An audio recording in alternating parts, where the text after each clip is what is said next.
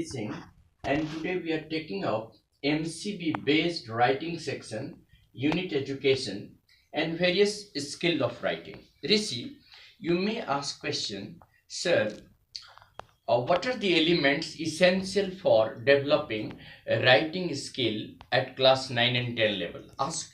So, what are the What are the writing skills what are the writing skills required for class 9 and 10? required for class 9 and 10? Well, Rishi, first of all, let us talk about what kind of questions generally come in class 9 and 10 exam in English paper, English communicative. Obviously, the writing section is meant to assess the child's ability to comprehend the social issues pertaining to, education, environment, national integration, sports and games. Now, the basic aim of assessing the ability of writing at board exam is to make the writers and readers understand the importance of developing writing skill.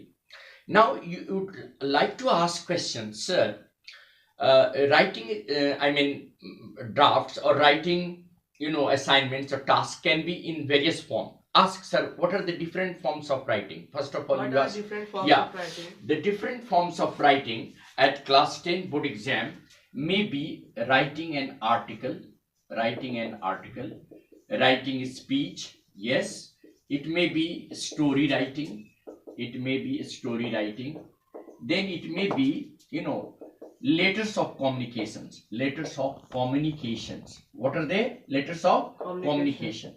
Now, definitely, when we are talking about writing skills such as article, speech, story writing, letters of communication, all these writing skills require basically the ability of comprehension and ability of integrating the thought. Ability of what? Tell me. Integrating the thought. For instance, if you are writing an article is generally written in a very fixed format. Ask, sir, what is the format? What is the format? We generally write the heading of the article and on the right hand side by the name of the writer, which is already given in the question paper, and then we divide the entire write-up in how many parts? 4 parts.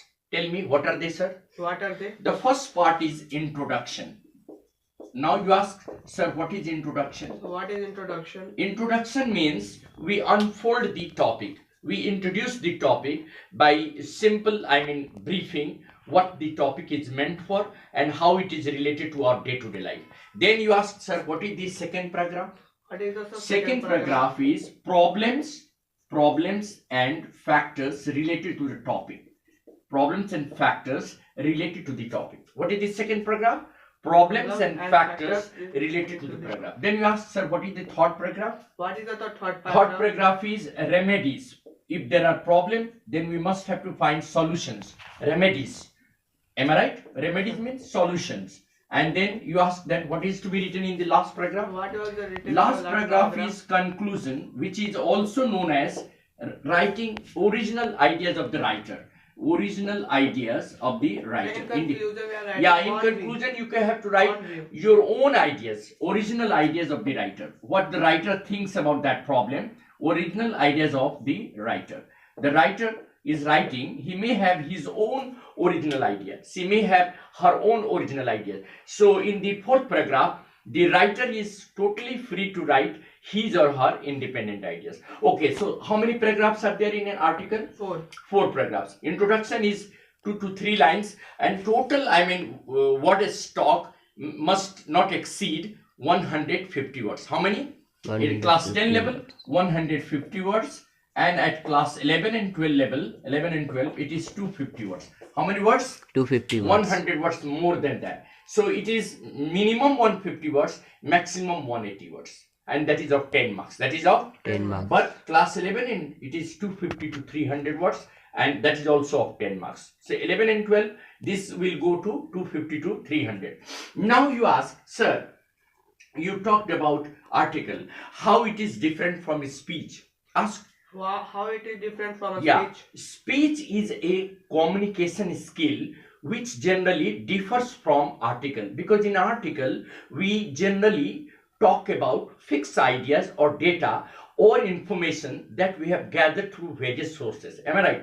But in speech we have one-to-one interaction with the audience. So in a speech, having a 4 paragraphs. Yes, there are 4 paragraphs, but it is having one-to-one interaction with the audience. Suppose you are the audience, then you will be also asking the speaker some of the questions. And yes, Rishi, just you asked now that speech differs from, I mean, article in different ways. First of all, speech is one-to-one interaction with the audience. Suppose you are the audience, you have to ask questions. Sometimes the speaker has to put questions before the audience and he has to give the answer, or sometimes the audience also interact with it. Speech is just a formal kind of introduction.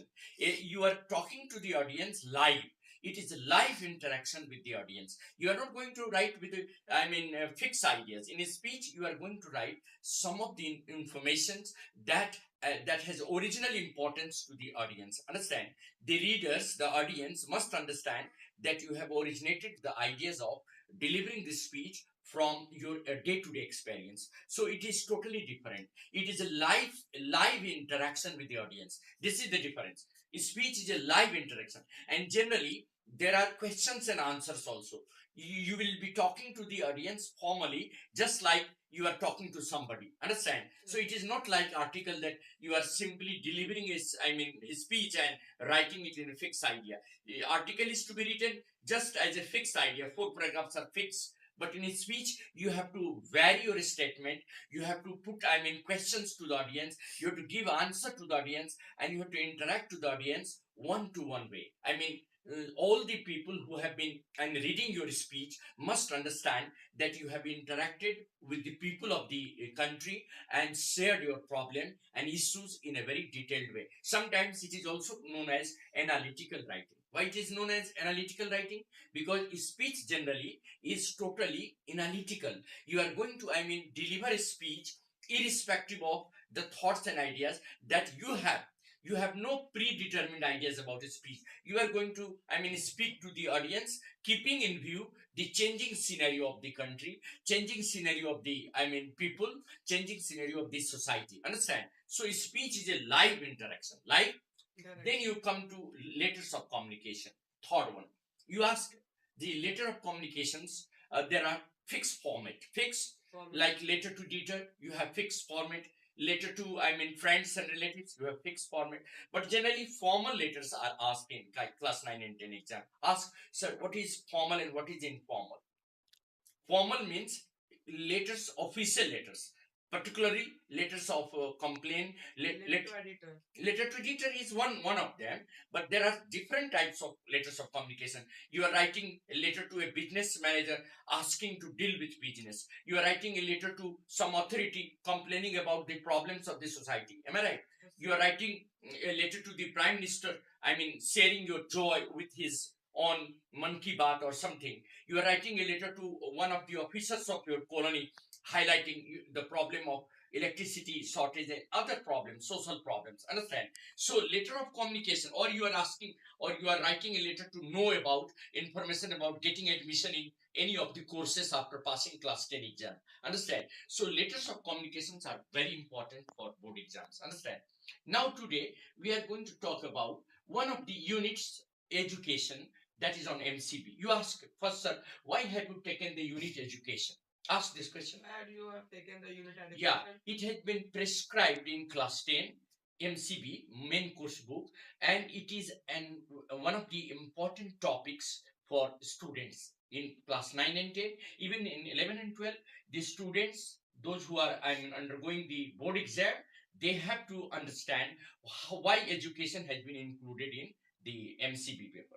Definitely you will ask me a question, sir, under the unit education, what kind of information should we require? Ask, what should be required? What kind of information should we require? Right. Well, first of all, you will have to know about what are the aims of education, because whenever you write an article, whenever you write a speech, or whenever you write any kind of write-up, related to education, you should know what are the aims of education. First of all, you ask, sir, what do you mean by education? What do you mean by education? Well, education basically means modification of behavior. Modification of Behavior. It is an all-round development of an individual. Then you ask, sir, what are the important objectives or aims of education? Ask, What are objective or aims of education. Well, there are four important, or five rather, you can say five important aims of education. Ask, sir, what is the first one? What is the first one? Education is meant to improve knowledge. First work of education is to impart knowledge. Ask, what is the first aim of education? What is the first aim of The education? first aim of education is to impart knowledge to the children. Knowledge to the Children. about any subject. Then you ask that what is the second aim of education? What is the second aim of Second aim of education is to develop various skills, communicative, social, interpersonal. All these skills are required. What are the skills required through education? Ask. Number one, communicative skill, social skill, interpersonal skill. What interpersonal skills? Interpersonal means you and me together. You are a student. I am a teacher. What kind of a relation do we have? Teacher to taught, teacher to Taught. and then what kind of interpersonal relation we are developing? We are developing a relation of child and father, Father. and like that we are talking to one of the officers. What kind of animal? We are the audience, we are the residents, and the officer is the authority. So authority to people, People. so this is interpersonal relation. And then the third aim of education is to provide information, Information. and that the biggest gift of nowadays information technology is internet and computer. This has been serving as a great boon to the present system of education, because everybody is full of information through internet, through computer, through cell phone. Everybody is able to access to the information coming to us throughout the world. So the third important aim of education is to provide information. Fourth important is to prepare one for self-realization. Unless we are educated, we cannot go for introspection, self-realization. We cannot understand what wrong we are doing, what right we are doing. It is education which makes us realize our mistakes and improve our behavior. Am I right? Yes. Then you ask, what is the last and fifth aim of education? What The is last and fifth aim of education is to cultivate wisdom. Wisdom. So these are the five important aims of education. Now in the second lesson, we shall talk in details about role of education and the literacy in India.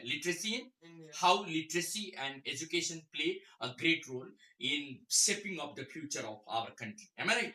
Thank you very much, and we shall continue it in the next class.